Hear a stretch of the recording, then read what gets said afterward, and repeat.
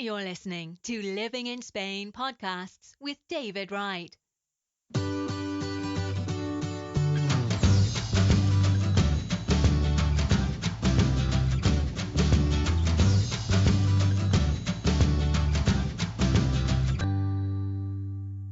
Here, that was 19 years ago, and when we bought the land to do the new house here 3 years ago, I went with my Spanish wife to a notary and we spoke to a lawyer there. We wrote down what we wanted. We went and had a coffee, come back. It took an hour and it was 48 euros. Yeah. all done in Spanish, and we did it all ourselves. Really, Yeah. just he signed it, wrote it out, and then the notary was next door, affiliated to him.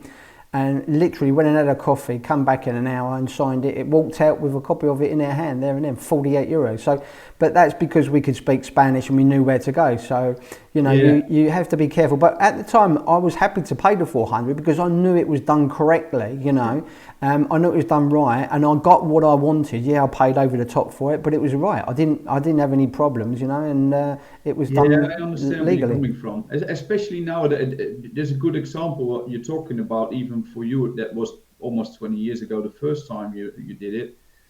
There's a lot of people also asking about the Spanish will and the UK will or a Dutch will or any European will.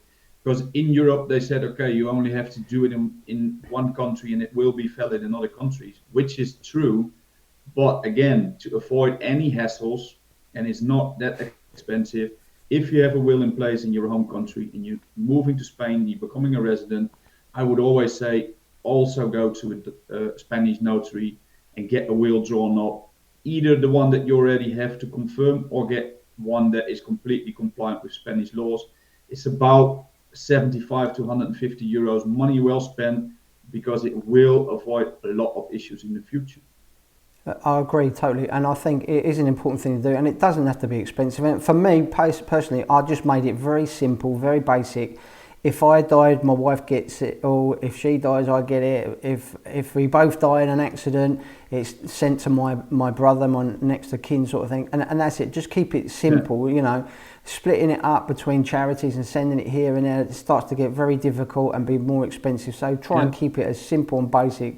At the end of the day, for me personally, it was like, well, if I'm dead, I don't really care anyway. But I don't want the government or anybody to get my money, so I pass it to the next of kin and keep it straight and simple. Yeah. So From day one, that I mean, obviously it was 2007 that we got here, ages ago. You probably know this, the first from your own experience, but also from other people that you see. A lot of people that move from one country to Spain, first few months they tend to go into holiday mode, going out to eat every day, going to the beach, swimming in the pool, do this and do that, which is fine. But one thing I will recommend everybody is, if you move to a country, you're going to a different stage in your life, always make sure that you check the most important things if they're still in order, like a will, like your pension, like your assets, like all your tax stuff. I know it's boring, but it is something you need to do, because we all think that we're going to be living up to our 90s or 100 maybe, but in real life, not everybody hits 100, So make sure that when you get here, or even before you get here, just talk to a few people, professionals, get everything sorted, set up, so that you really can enjoy the relaxed lifestyle and don't have to worry about a thing. yeah, it doesn't have to be expensive as well, as you say, if you go to somebody. And also, if you go to somebody like yourself and you're organising all of it, you can do some sort of deals with people. I know this is true because I've organised it for a friend. That, you're doing your NIE, your TIE card, whatever it is at the moment, and you're doing your will and your tax and accounts, and they do a bit of a bundle deal for you, and keep it all in one person, one house. It's easier to keep track of everything that way as well. So, but people need to shop around. There's lots of people offering it, but not everybody, as you say, is the same. Not all are qualified in the same fields or specialise in the same thing. So maybe you might need to go to somebody that specialises in tax and accountancy, and somebody else that specialises in visas, which is probably a good thing to do at times. Yeah, just take this. Everybody's good in what they do normally. So you just go to the right person. If you can't find that person, speak to somebody that knows where to go. I mean, good lawyers, good notaries, all that stuff, bookkeepers. We know these people. I know these people because I've been down that road personally. I've been down that road with my business, and I'm taking all my clients down that road because I want them to get the best possible advice possible. Because I don't want them to say afterwards, "Oh, we forgot about this. We forgot about that. It's biting us in the ears." No, you want to live here because you have a positive attitude. You came here for a reason, and you need to stay in that mode. You know. Yeah, we spoke briefly the other day on the phone, and we both had experiences. People say I'm always painting a happy picture of Spain, and I look through rose-tinted glasses. But I always like to say, well, what is the option? Look at all the doom and gloom that's going on in the world, especially with this morning what's happening. But you know, there is still ways to move to Spain. People can still do it, and you know, you've got to take a chance in life, and you've got to take action if you want to make it work. And like yourself and I had a bit of a disaster here when I first moved here, and we had the crisis, and I lost a lot of money. I lost 80,000 plus on a property here when the crisis hit rock bottom, but I got over it. You had a similar thing I hear about a business, and you had a big hurdle to get over. And you know, it's the same in any country. You find ways around it, find solutions, and you get back up and push on, you know. Yeah, and sometimes there are people, I mean, if you're focused on just one thing, say, okay, I can only take this step if I have this or this. Sometimes you just need, again, speak to the right people and say, listen, this is what I think I can do, but maybe I'm overlooking something. Are there any other ways I can actually take the jump to Spain? I mean, life is already complicated enough without other people making your life more complicated, if you know what I mean. Yeah. And if you speak to negative people, obviously the only thing you will get is negative information. And with that mindset, you will never make a step. Speak to the people that done it or want to do it and are working their ass off to get where they want to go. And forget about the negative ones. Every country in the world has its pros and cons. I mean, that will never change. Spain has a lot of pros, has some cons. I don't want to speak about the negative things. I want to focus myself on the positive things. Normally, in the right areas, you have sun almost all year round. You can go out in the time of year, having a meal outside, sitting outside, where you cannot go out in the Netherlands, Germany, or Scandinavian country or the UK because it's pissing of rain, it's too cold, or whatever, anything else. And here, your life will be outside a lot with a lot of people mentally with the same mind. Happy people, positive people, enjoying what they want to enjoy. And how you get there, it's always up to yourself. You can't expect that somebody else is getting you here, but you can talk to people to get the right ideas and see openings that you might not have thought about before, you know? Yeah, one of the things I get a lot is, when I post my photos on the Facebook group, you're so lucky, you know, you've got a nice house, you're so lucky on the beach, or so lucky when they see a picture of me having my beer and a tapas in a bar, you know, and I say, I really don't like that expression, luck. Luck is winning the lottery, you know, but even winning the lottery is not luck. You've had to go and buy a ticket, you've had to invest some money to get that ticket, to give yourself a chance to win. So it's like moving to Spain, it's not luck at all.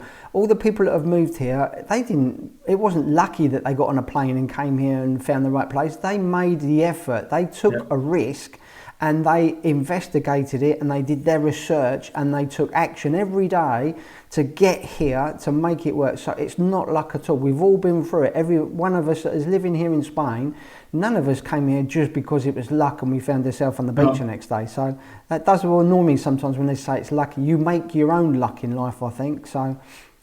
Yeah, and that we feel lucky at the moment that we're having a nice drink and a good tapas on the beach. That's one thing, but you still, it's with everything you do in life, you have to show up and do it. If you're not showing up and not doing anything, you will not get anything. So sure. it's you need to have a positive attitude before you start doing something. If you really want to achieve a goal in life, you can actually achieve it. I'm really confident about it. Me too, I agree. So Jen, let's just talk about Spain for a second, the language. I always say to people, one of the most important things you can do, even before you move to Spain, is learn some Spanish. Even if it's some basic Spanish, it's going to help you daily. A lot of Brits, myself included, when I first moved here, We're very lazy at learning a second language. I suppose it's a cultural thing in the UK. Most countries in the world now speak English. It's very easy to get around and get by. But it is important to learn the language here for two reasons, I believe, and probably you'll back me up on this. One is, when you're out and about, you will come across Spanish people, and if you can talk to them in their own language, they never judge you, always try and help you. And it is really important to mix with Spanish people, and if you make the effort, they will. The other thing is, when you're going to some of these places on your own, you go to a council office and something like that to pay a bill or whatever, they won't be speaking English at all. When they call you on the phone or you need to make an appointment for the hairdressers, 9 times out of 10, unless it's an English hairdresser, they won't understand a word you're saying. So you need to learn the language. I always say to people, start learning it even before you come to Spain. It will make more difference to you than you can think about. And sure, you'll back me up on that one, yeah? Yeah, I mean, Dutch people are famous for learning languages in general, I think, but if you have a basic understanding of the language, and it doesn't even have to be that extensive in the beginning, you will see that it will open more doors for you. And it makes sense. I mean, if you have a shop in the UK, let's take the UK for example, and a Spanish guy comes in your shop and starts talking Spanish to you and expecting that you talk Spanish back to him, what would you say? You would say, hey man, listen, you're in the UK now, we expect you to speak our language, otherwise we can't help you. But yet, a lot of foreign people come here, speak English or German, one of the other larger languages, and expect a simple shopkeeper to go have a conversation with them in their own language. I mean, if you get somewhere, adapt, and it will help you. I mean, I've seen it in the beginning. We didn't speak really well Spanish. We understood quite a bit. But if you have, especially with children or also older people, that you need to have some kind of service. Either you need to go to the doctors or you need to go to school to speak with the teacher, or like you said, you need to go to the bookkeeper or the bank. If you have a basic understanding, they will help you better, not because they think, oh nice, this guy speaks Spanish. No, they actually understand what it is that you want from them way better, so you will get a better result in the end of the day. Yeah, well, the first couple of years I was here, I worked for a British company here as a carpenter and builder, and we worked on a small site area doing up a couple of new houses, and it was a long-term build. So the first 2 years, because the owner's son spoke Spanish, who was born here, I didn't have to speak Spanish. I wanted to, but there was no chance of me learning it because I was working all day. I was working with English people, talking English all day. I'd go home at night and I was watching English television, so I wasn't really having the opportunity to use any Spanish. And then after a couple of years, I wanted to go self-employed. I went out, I set it all up, went self-employed, and the very first day I went into a builder's merchants to go and buy some wood, I was totally ignored. I didn't have a clue what I was asking. I tried to make myself understood, and they didn't want to waste their time trying to understand what this giddy is trying to order from them, you know. And that was a real big wake-up call for me, and I started going out and learning very fast after that. And once I did learn some basic things, how to order my materials, which is quite a specific language vocabulary, looking when you're asking for, you know, skirting boards and architraves for doors and windows and stuff like that, it becomes quite technical. But once I got the hang of some of these words, these people really started to open up, and I got a much better service because I got served quicker than before. So yeah, it opens up opportunities. So for me to work as self-employed, or if you, or even if you're not coming here to work, you never know. One day you might need to be in a position like that, or to help somebody else out. So, you know, learning it's not just for you. Also, I think it's a sort of a courtesy thing here to live in a country. I mean, the British will be the first to complain in the UK if somebody came into their shop and they didn't speak English. We would really have a go at them for not learning the language. So we've got to be the same. Yeah, and like I said, I mean, I remember one time I went to London. What's that called? Bond Street, this expensive, very expensive area. Shops. Just went in to have some fun, to have a look around what the other half of the world could afford, if you know what I mean. But I was with the fact that even in these shops, there were no English people working there. So you had people from Russia, Romania, or whatever. with a really strong accent, sometimes even not being able to express some of the words. Just as an example, in the other way around, if you get into a Spanish shop and you really want to get, like what the example that you give, the proper service from them, but you can't express yourself, what do you expect to get back? Why would this person in a shop help you to get the proper building materials if he doesn't have a clue what you mean? I mean, maybe nowadays with Google Translator and Siri and whatever the other ones are called, it's a little bit easier, but you still look like a complete idiot if you're like, oh, 1 second, I will talk to my phone and my phone will explain to you what I'm saying. Come on, just do it's funny. It's funny. The other day I went to buy some sheet materials, like a big sheet of melamine to make a table here, just a basic table in my garage.